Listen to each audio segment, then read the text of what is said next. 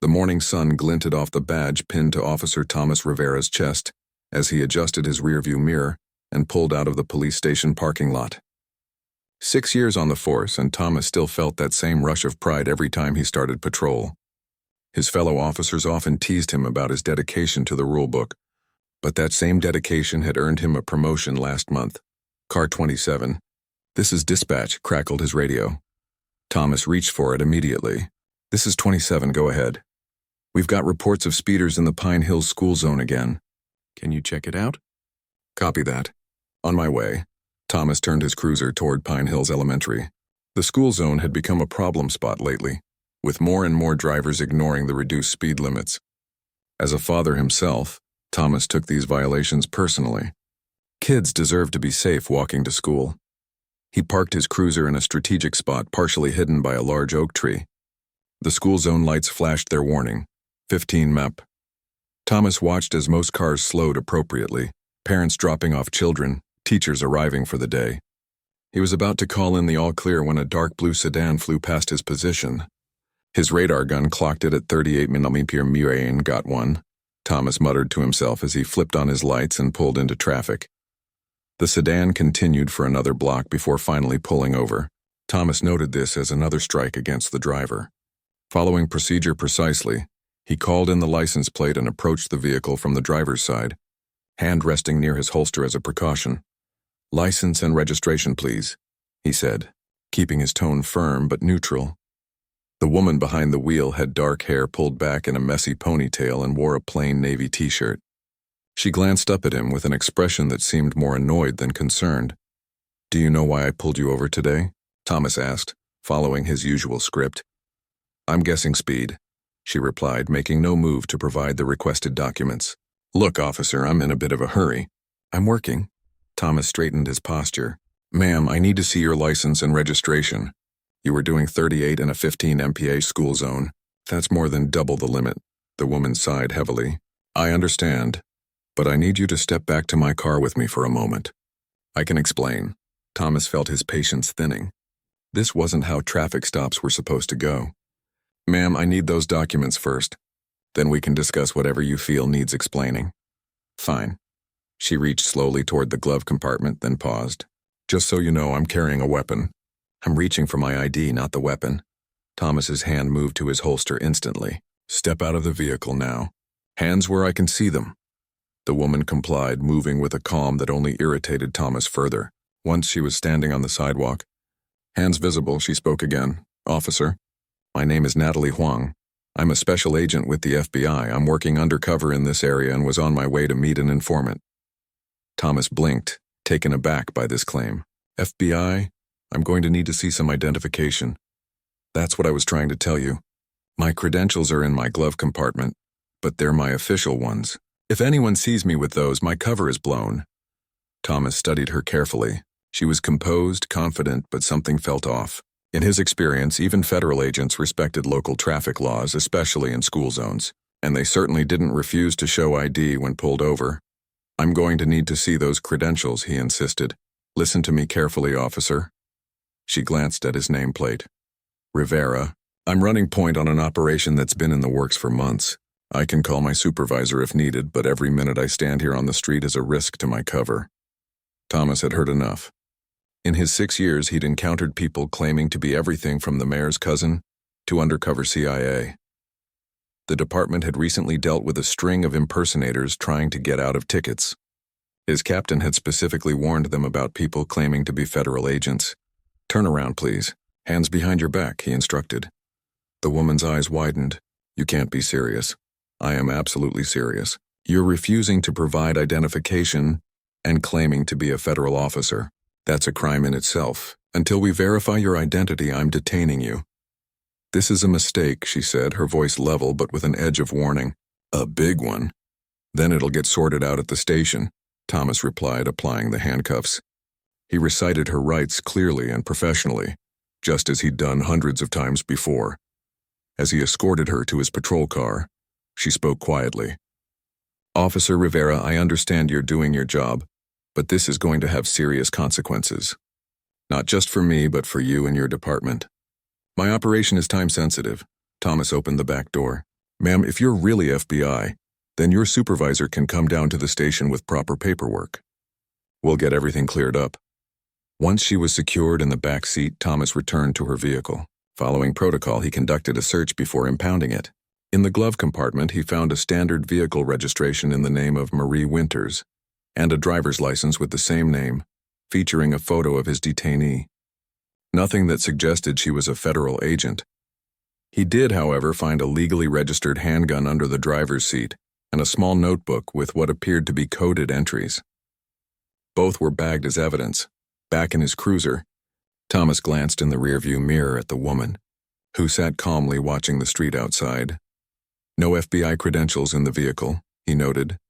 Because they're at my temporary apartment, she replied, which is where I told you they were. Are you always this stubborn, or is today special? Just following procedure, ma'am, Thomas answered, pulling away from the curb. He felt a twinge of doubt but quickly pushed it aside. If she was legitimate, it would be confirmed soon enough. If not, which seemed more likely, he'd just caught someone impersonating a federal officer. At the station, Thomas led her to processing, maintaining a professional demeanor despite the curious glances from his colleagues. It wasn't every day they brought in someone claiming FBI status. Hey, Tommy, what have you got? Asked Diane, the desk sergeant. Speeder in the school zone who claims to be an undercover FBI agent but conveniently can't produce any credentials, Thomas explained. Diane raised an eyebrow. Another one of those? Third this month. The woman, still identifying herself as Natalie Huang, remained silent during the booking process, answering questions directly but offering no additional information. When asked for her phone call, she gave a number and said only, "Tell them Agent Huang has been detained by local PD." Thomas completed the paperwork with his usual thorough attention to detail. He was just finishing the report when his new captain, Howard Fletcher, appeared at his desk, face tight with concern. "Rivera, a word." It wasn't a request. Thomas followed Captain Fletcher to his office, where he was surprised to find an older man in a sharp suit waiting for them. The man's expression could have frozen water. "Officer Rivera, this is Special Agent in Charge Robert Williams from the FBI field office," Captain Fletcher said, his voice unusually strained. "He's here about your arrest this morning." Thomas felt the first real flicker of unease. "Sir, is Agent Huang still in holding?" Williams interrupted, his voice clipped. "The woman I arrested is being processed." "Yes, but that woman," Williams said, "is Special Agent Natalie Huang, who has been working undercover for the past 4 months on a major narcotics investigation. An investigation that may now be compromised." Thomas felt the blood drain from his face. "Sir, she had no identification. She refused to show her license or registration. According to protocol, Williams cut in, federal agents are supposed to be extended professional courtesy. Did she identify herself as FBI? Yes, but anyone could claim that. We've had 3 impersonators this month alone." Captain Fletcher pinched the bridge of his nose. "Did she offer to have you contact her supervisor?" Thomas shifted uncomfortably. "Yes, but I thought it was best to bring her in and verify everything properly." Williams exchanged a look with Captain Fletcher that made Thomas's stomach sink. "Release her immediately," Williams ordered, "and bring me everything you collected from her vehicle." As Thomas turned to leave, Captain Fletcher added, "And Rivera, once Agent Huang is released, report back here. We need to discuss your judgment on this matter." Walking back to the holding area, Thomas felt the weight of his mistake beginning to sink in. His pride in following the rulebook had just landed him, and possibly his department, in serious trouble. And somewhere in the back of his mind, he couldn't help but wonder what the harsh consequences Agent Huang had warned about might entail. He had always prided himself on knowing exactly where the lines were drawn. Now, for the first time in his career, Thomas Rivera was about to learn that real police work existed in the gray areas he'd spent so long avoiding. Thomas stood outside the holding cell, keys in hand, trying to compose himself. Inside, Agent Huang sat patiently on the bench, her expression unreadable. He cleared his throat as he unlocked the door. "You're free to go, Agent Huang. Your supervisor is here." She stood up slowly, rolling her shoulders to work out the stiffness. "That was faster than I expected. Special Agent Williams must have broken some speed limits himself getting here." Thomas held the door open, avoiding her eyes. "I've been instructed to return your belongings and take you to him." And my car? It's being brought back from impound now. They walked through the station in uncomfortable silence. Thomas felt the stares of his colleagues burning into his back. News traveled fast in a small department, and by now, everyone likely knew he'd arrested a federal agent. The rookie mistake to end all rookie mistakes, except he wasn't a rookie. At the property desk, Thomas signed the forms to release Agent Huang's possessions. The clerk handed over her gun, phone, and the small notebook. Thomas noticed the clerk's curious glance between them and felt his face grow warm with embarrassment. "Everything accounted for?" he asked stiffly. Agent Huang checked her items methodically. "Seems to be." She holstered her weapon and pocketed the rest. "Lead the way, Officer Rivera." Thomas led her to Captain Fletcher's office, where Williams was waiting. The FBI supervisor's stern expression hadn't softened. "Agent Huang," Williams nodded. "Any damage done?" "Hard to say, sir. I missed my meet with the informant.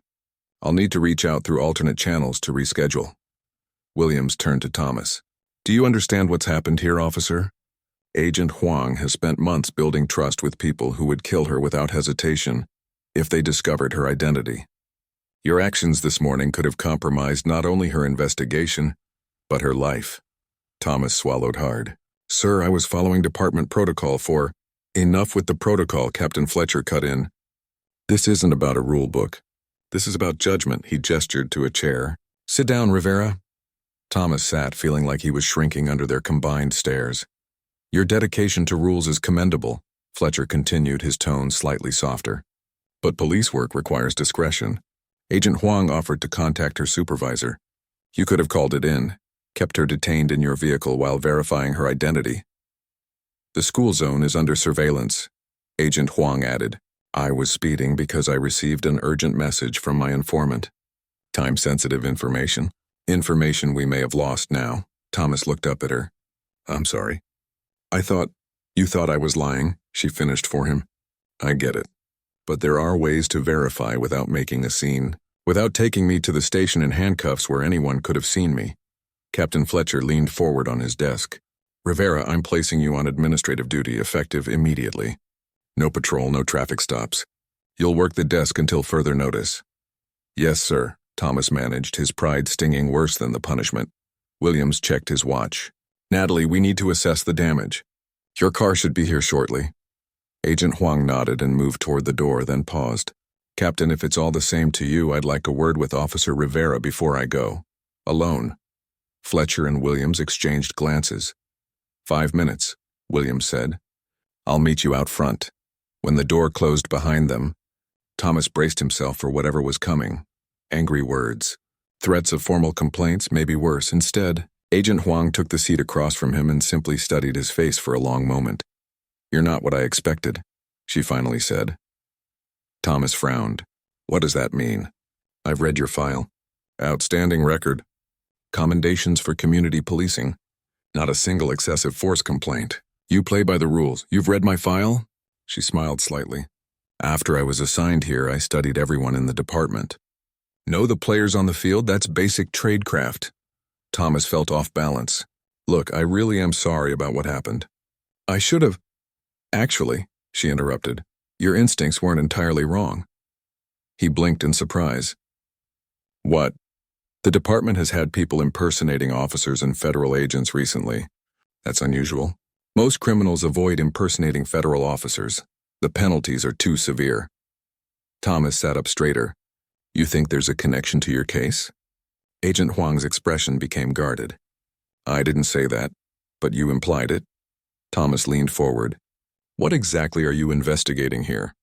Drug trafficking? In our jurisdiction? I can't discuss an ongoing investigation. It involves the school zone, doesn't it?" "That's why you were there." Agent Huang stood up. "Officer Rivera, I appreciate your interest, but this conversation is over. I suggest you focus on your desk duty and leave the federal investigation to the FBI." As she reached for the door, Thomas spoke again. "The notebook you had, it was filled with times and locations. Most of them school zones and parks." She paused, hand on the doorknob. 3 weeks ago, Thomas continued, we arrested a high school kid with almost a pound of heroin. When we asked where he got it, he claimed he found it in his locker. No one believed him. Agent Huang turned back. "What happened to the case?" DA dropped it. Evidence handling issue, they said. The drugs went missing from our evidence room. Her eyes narrowed slightly. Missing evidence, convenient. Is that what you're investigating? A drug ring targeting schools? She opened the door.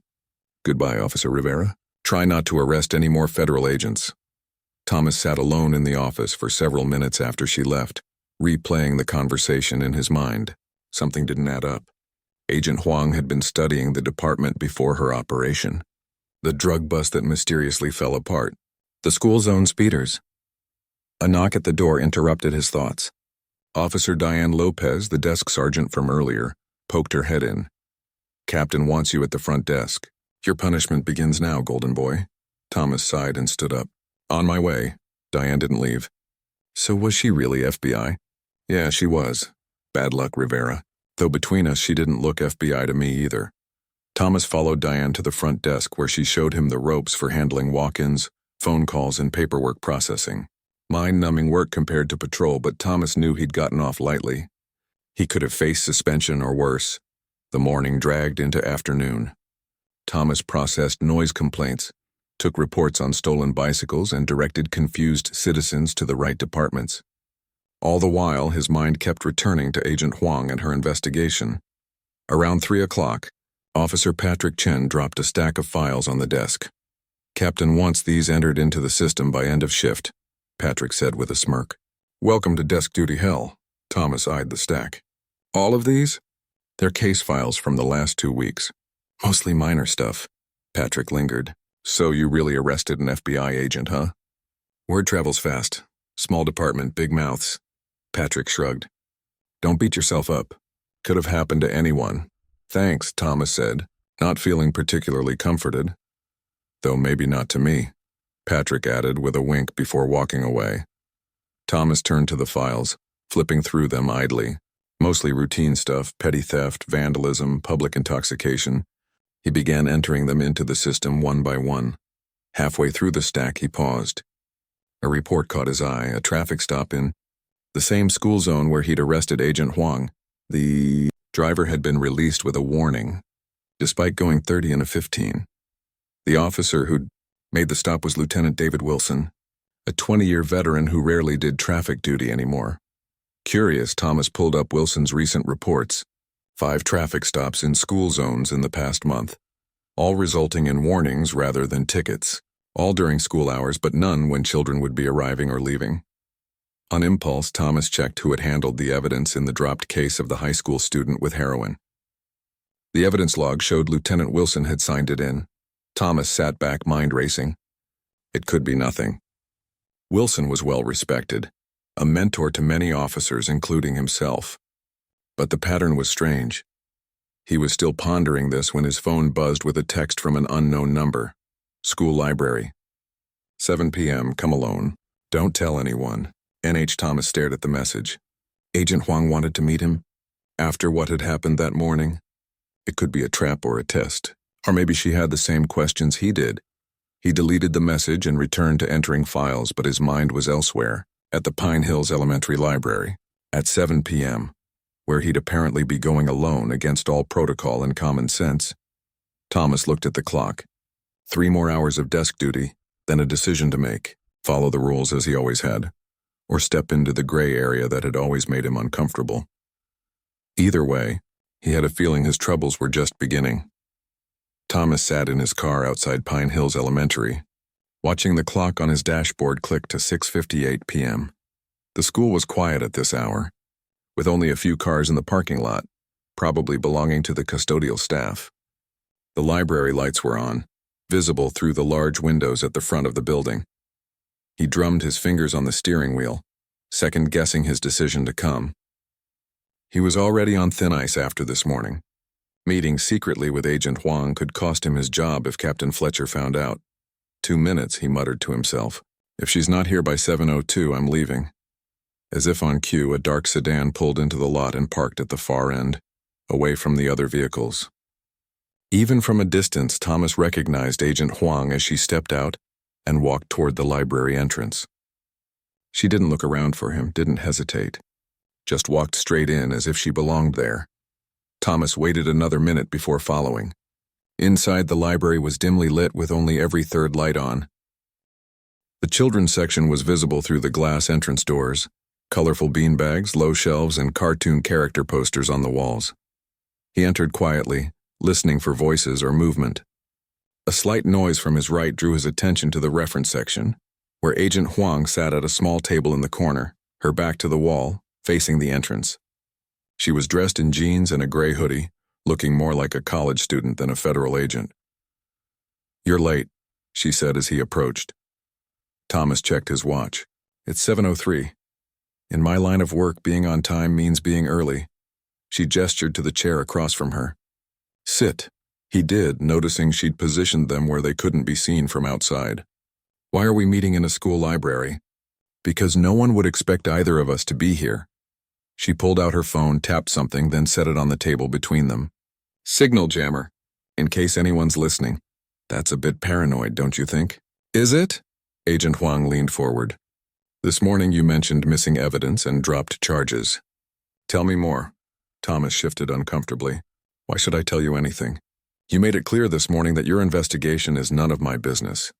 That was before I made some calls and learned that Pine Hills Elementary isn't the only school in the county with a sudden drug problem. And it's not the only place where evidence has conveniently disappeared."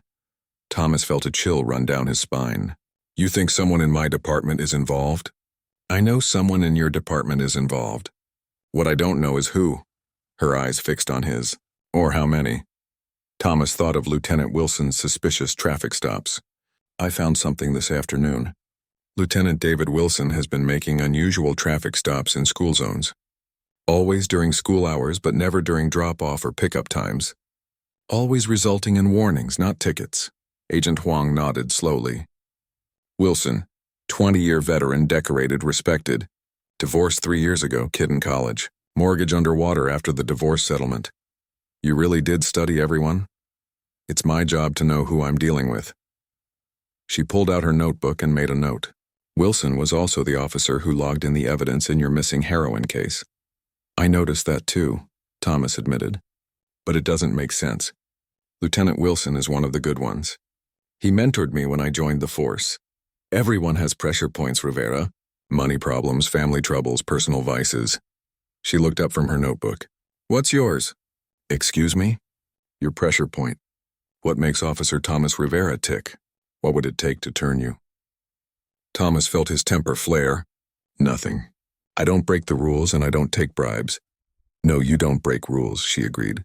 "Even when breaking one might have been the right call. Like this morning, that's different, is it?" She closed her notebook.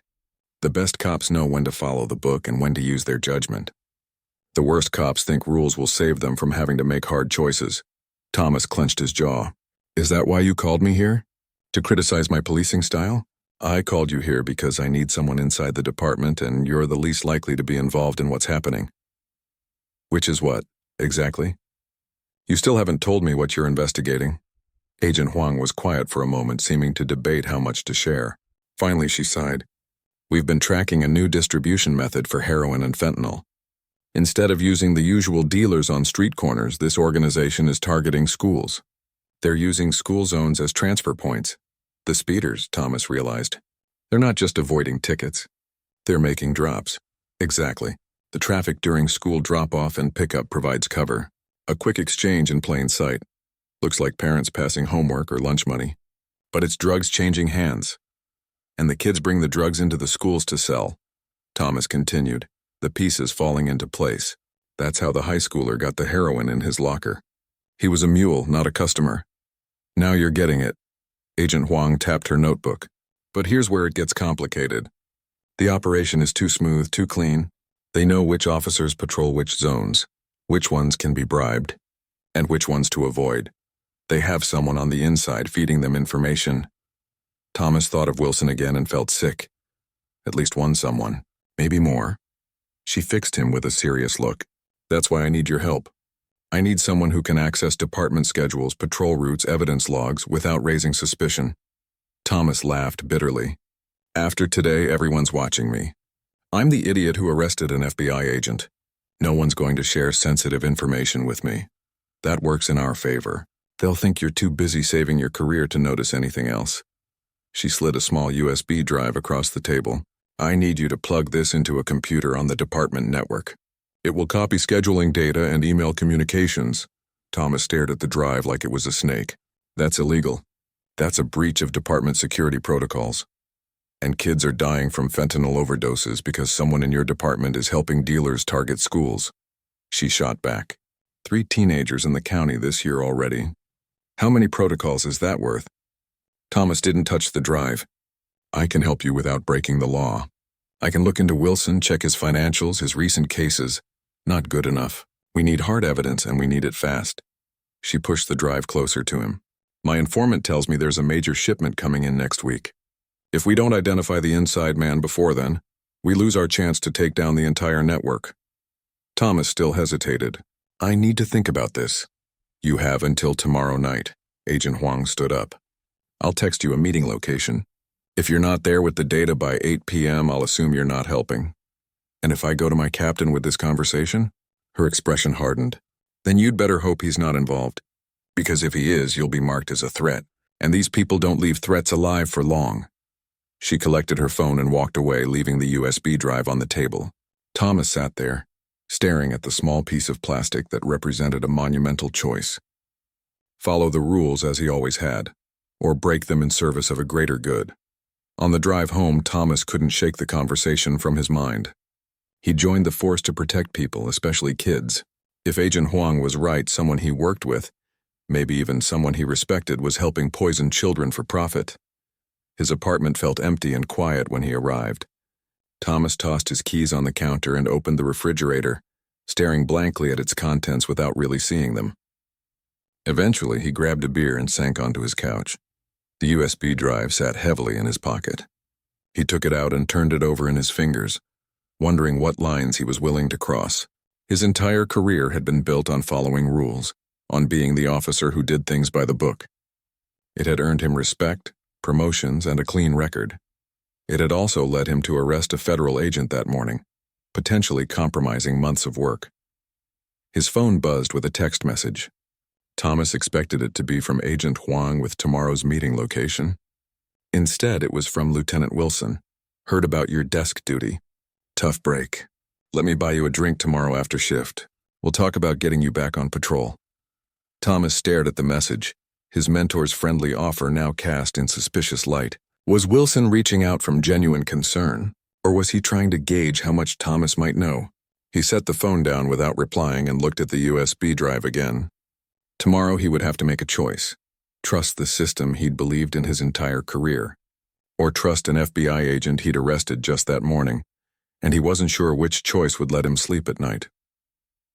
Thomas arrived at the station the next morning with dark circles under his eyes. He'd barely slept, his mind racing between Agent Huang's accusations, Lieutenant Wilson's text, and the USB drive now hidden in his sock drawer at home. You look terrible, Diane commented as he took his position at the front desk. Thanks, Thomas mumbled, powering up the computer. Rough night. Still beating yourself up over yesterday? Let it go. We've all made mistakes. Yeah. Thomas logged into the system, glancing around the station. Everything looked normal. Officers coming and going, phones ringing, the usual morning bustle. Yet now he found himself watching his colleagues with new eyes, wondering which ones might be involved in the drug operation. Lieutenant Wilson was across the room, chatting with 2 patrol officers by the coffee machine. He caught Thomas's eye and gave a friendly nod. Thomas nodded back, his stomach tightening. He'd known Wilson for 6 years. The lieutenant had taught him proper procedure for traffic stops, had backed him up on difficult calls, had even attended his father's funeral 2 years ago.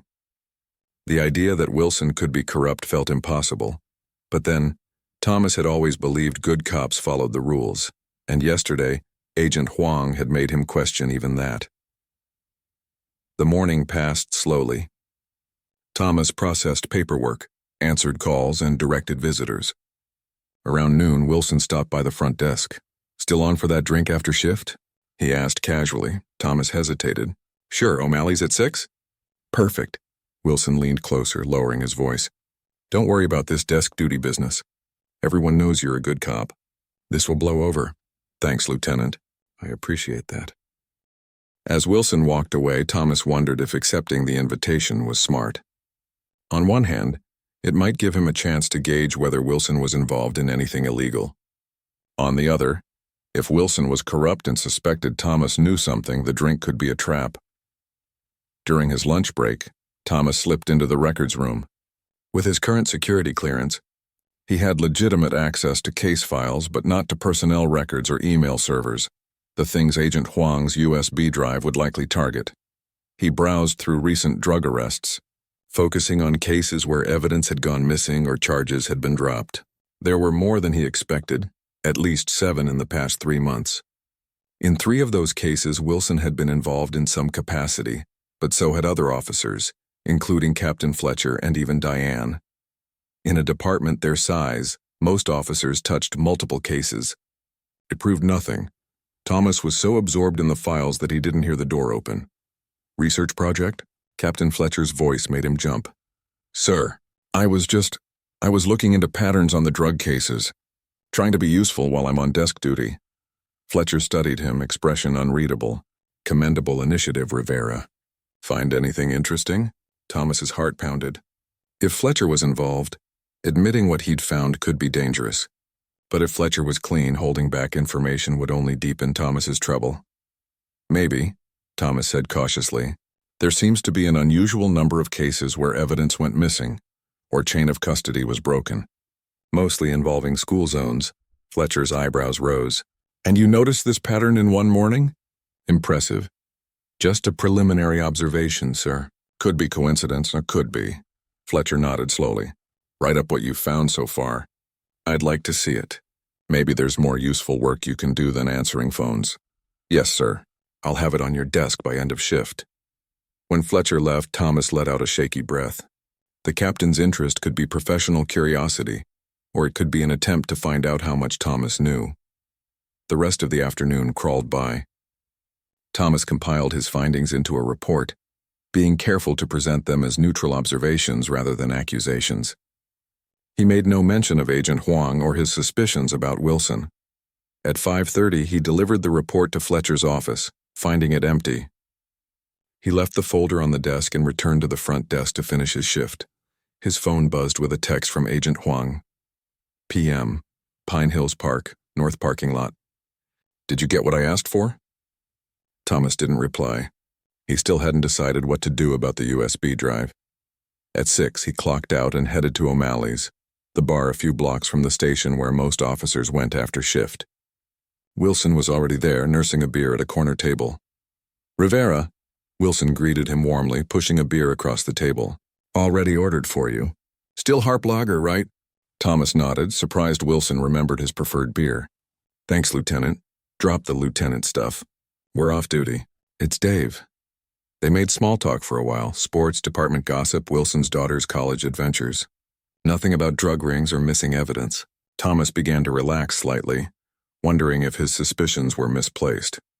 "So," Wilson said eventually, "this FBI agent you arrested, what was she like?" Thomas tensed again. "Professional. Angry, obviously. Heard she was investigating something big. Captain wouldn't share details." "I wouldn't know," Thomas replied carefully. "She wasn't exactly chatty with the officer who'd just arrested her." Wilson chuckled. "Fair enough. Still must have been something important for the special agent in charge to come down personally." He took a sip of beer, watching Thomas over the rim of his glass. "School zones are getting dangerous these days. All these drugs finding their way to kids." Thomas's pulse quickened. Was Wilson fishing for information or making casual conversation? "I noticed that too," Thomas said. "Wrote up some observations for the captain today. Lot of cases falling apart due to evidence issues." Something flickered in Wilson's eyes, so brief Thomas almost missed it. Evidence handling's always been a weak spot in smaller departments. Not enough staff, too much paperwork. He checked his watch. "Listen, I've got to run. My daughter's calling tonight about her summer plans." He stood, dropping cash on the table. "Next week, same time? We'll talk about getting you back on patrol." "Sounds good. Thanks for the beer." As Wilson left, Thomas remained at the table, mind racing. The conversation had seemed normal enough, but something felt off. Wilson's question about Agent Huang, the comment about evidence handling. It could all be innocent, or it could be probing. Thomas checked the time. 7:15. He had 45 minutes to decide whether to meet Agent Huang and whether to bring the USB drive. He paid his tab and walked to his car, driving aimlessly around town while he wrestled with his decision. Everything in his training told him to report the situation to his superiors. But if Fletcher or others were involved, that would be signing his own death warrant. At 7:50, Thomas found himself pulling into Pine Hills Park. The north parking lot was empty except for a single car, Agent Huang's sedan. She sat on a bench near the lot, apparently absorbed in a book, though Thomas suspected she'd been watching for him. He parked and approached slowly, still uncertain. "You came," she said without looking up from her book. "But did you bring what I asked for?" Thomas sat beside her. "I didn't use the drive." She closed her book with a snap. "Then why are you here?" "Because I found something." Thomas described the pattern of failed cases, the evidence issues, Wilson's subtle probing at the bar. "I'm not saying he's dirty, but something's not right." "Gut feeling?" "More than that. He's been making unusual traffic stops in school zones for months, and today, he specifically brought up school zones and evidence handling issues. Agent Huang considered this, not enough for a warrant, but enough to focus our investigation." She studied Thomas's face. "You still haven't decided whether to help me, have you?" "I want to do the right thing. I'm just not sure what that is anymore." "The right thing is stopping people who sell poison to children," she said flatly. "Sometimes that means bending rules. And sometimes bending rules is how good cops turn bad," Thomas countered. "How do I know using that USB drive won't be my first step down that road?" Agent Huang was quiet for a moment. "You don't. That's the hard part of this job, knowing where to draw your own lines." She stood up. "I respect your principles, Rivera, but I need that data. Tomorrow's our last chance before the shipment arrives. I can't promise anything. Then I'll make you a deal. Come to this address tomorrow night at 7. She handed him a slip of paper. "I'll show you what we're really up against. After that, if you still don't want to help, I'll find another way." Thomas took the paper, memorizing the address before tucking it away. "And if I do decide to help, bring the drive. We'll handle it there." She started walking toward her car, then paused. "And Rivera? Don't tell anyone where you're going. Not even people you trust." As she drove away, Thomas remained on the bench, watching the sunset paint the sky in shades of orange and purple. Tomorrow he would have to make his final choice.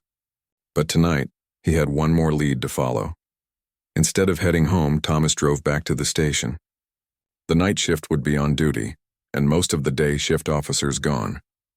The perfect time to check something that had been bothering him, the evidence room log, the one place that would show exactly who had accessed evidence, in the cases that had fallen apart, and perhaps the one place that would finally tell him who he could trust.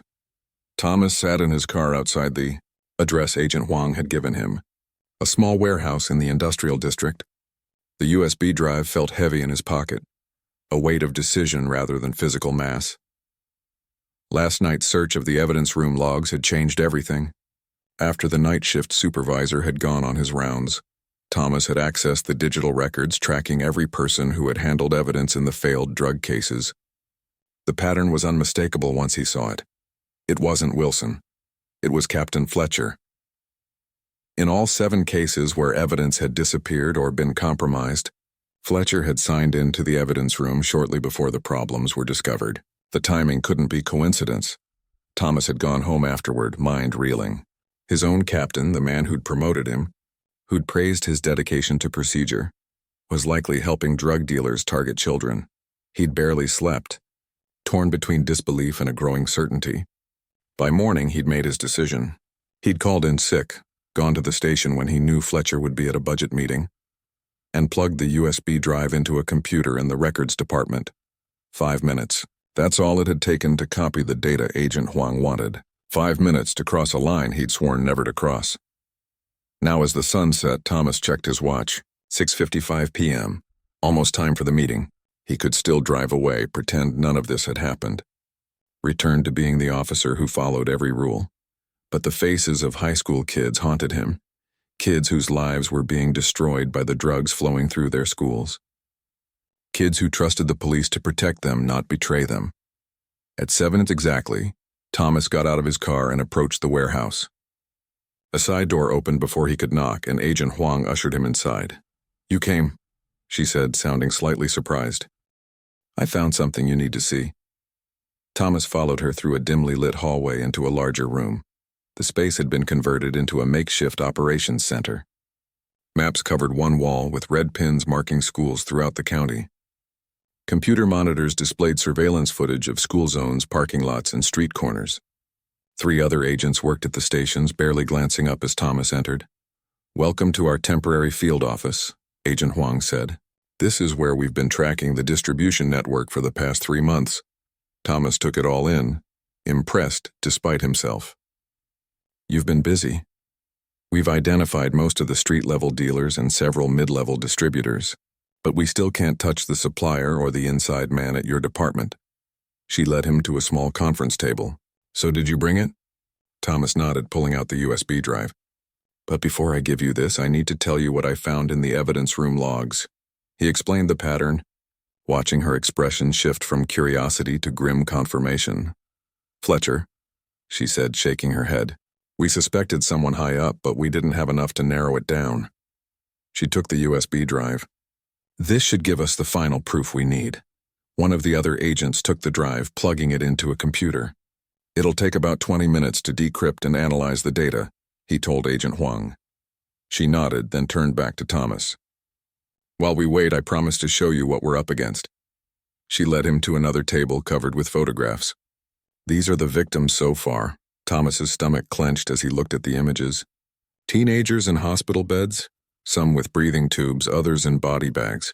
Children younger than he'd expected. Middle schoolers, not just high school students. 17 overdoses in the county this year, Agent Huang said quietly. 8 of them fatal. The product they're pushing is cut with fentanyl. Just a few grains can kill. Thomas picked up one photo of a young girl, maybe 13, lying in a hospital bed. She's just a kid. Kelly Matthews, 8th grade. Found unconscious in the Pine Hills Middle School bathroom 3 weeks ago. She survived but suffered brain damage from oxygen deprivation. Agent Huang's voice was tight with controlled anger. She thought she was taking something to help her stay awake for a math test. Thomas set the photo down, feeling sick. "And Fletcher is helping the people who did this?" "Money is a powerful motivator. We estimate he's been paid over $200,000 in the past year to look the other way, compromise evidence, and share patrol schedules." Before Thomas could respond, his phone buzzed with a text message. He checked it, then froze. "What is it?" Agent Huang asked, noticing his expression. "It's from Wilson." Thomas showed her the screen. "Fletcher knows. Get out now. Don't go to the station. Call me when you're safe." Thomas and Agent Huang stared at each other. "Wilson isn't involved," Thomas said. "He must have figured it out too." "Or it's a trap to lure you out," Agent Huang countered. "We can't trust anyone right now." Thomas tried calling Wilson, but the call went straight to voicemail. "Something's wrong." Wilson always answers his phone. The agent working on the USB drive called out, "We've got it. Email records, patrol schedules, and—" He whistled low. "Bank statements showing regular deposits to an offshore account in Fletcher's name." "That's enough for an arrest warrant," Agent Huang said. "We move tonight before the shipment arrives tomorrow." She turned to Thomas. "You should stay here where it's safe." Thomas shook his head. "No, I need to find Wilson. If Fletcher knows he helped warn me, he could be in danger. This isn't your operation, Rivera. You've done your part. And Wilson may have risked his life to help. I'm not leaving him hanging." Thomas headed for the door. "Do what you need to do with Fletcher. I'll find Wilson."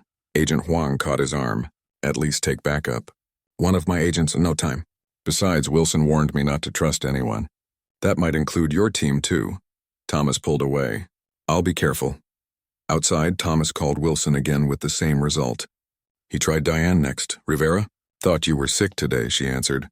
"I need to find Lieutenant Wilson. It's urgent. He left about an hour ago. Said he had a family emergency."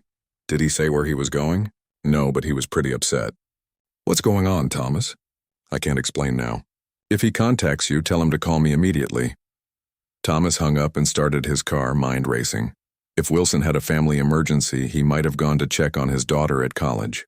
But that was hours away. More likely, he'd discovered something about Fletcher and gone to investigate. Thomas thought back to their conversation at the bar. Wilson had mentioned evidence handling issues in school zones. He'd been trying to tell Thomas something without being obvious about it. School zones. The center of the whole operation. On impulse, Thomas drove toward Pine Hills Elementary. The school would be closed at this hour, but if Wilson had figured out something about the distribution network, he might have gone to gather evidence. The school parking lot was empty when Thomas arrived, but a familiar car was parked on the street a block away, Wilson's sedan. Thomas parked nearby and approached cautiously, gun drawn. The car was empty, its interior cold. Wilson had been gone for a while. Thomas scanned the area, seeing no sign of his lieutenant. He was about to call Agent Huang when he noticed something. A faint light coming from the school's maintenance shed near the athletic fields. Moving quietly across the darkened school grounds, Thomas approached the shed. Voices drifted through a partially open door, angry, threatening voices. Thomas recognized one immediately. Captain Fletcher. Should have minded your own business. Dave, we had a good thing going. Selling poison to children isn't a good thing. Frank, Wilson's voice was strained, as if in pain. Don't get self-righteous with me. You never complained about your overtime pay or your nice pension. Where do you think that money comes from? City budgets are tight everywhere. Thomas peered through the crack in the door. Wilson was tied to a chair, his face bloody. Fletcher stood over him holding a gun. A third man Thomas didn't recognize was searching through Wilson's pockets. He doesn't have it, boss, the man said. Where's the evidence, Dave? Fletcher demanded. I know you made copies of the logs. Safe, Wilson answered. Somewhere you'll never find it. Fletcher struck him with the gun. You always were a Boy Scout. Just like Rivera. Speaking of which, where is he? Your text warned him. No idea. Probably halfway to the FBI by now. Thomas had heard enough. He sent a quick text to Agent Huang with his location, then took a deep breath. 3 people inside. Fletcher armed and dangerous. Wilson injured. He couldn't wait for backup. Following his training, Thomas announced himself. Police, drop your weapons. Everything happened in seconds. The third man lunged for the door. Fletcher spun around, firing wildly. Thomas returned fire, hitting Fletcher in the shoulder. The captain dropped his gun, howling in pain. The third man bolted past Thomas, who let him go, focusing on securing Fletcher. You're under arrest, Thomas said, kicking Fletcher's gun away and keeping his own trained on the captain. Don't move. You idiot, Fletcher spat. You have no idea what you're doing. The people I work for will kill you for this. They'll have to get in line. Thomas quickly checked Wilson, who was conscious but battered. Hang on, Lieutenant. Help is coming. Wilson managed a pained smile. Knew you'd figure it out, Rivera. He coughed, wincing. Sorry about the cloak and dagger routine. Wasn't sure who else might be involved.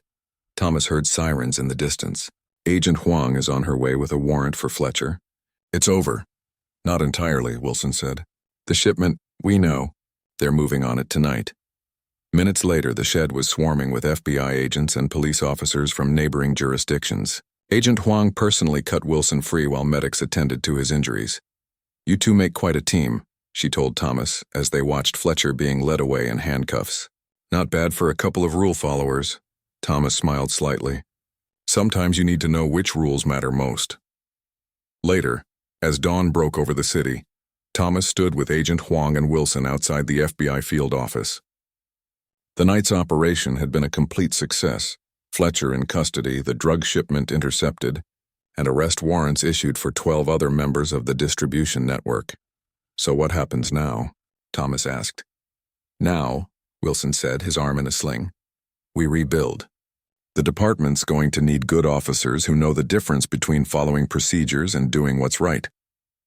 Agent Huang nodded. The FBI could use people like that too if you're ever interested in a career change. Thomas laughed, feeling lighter than he had in days. One step at a time. For now, I'd just like to get back on patrol. I think that can be arranged, Wilson said.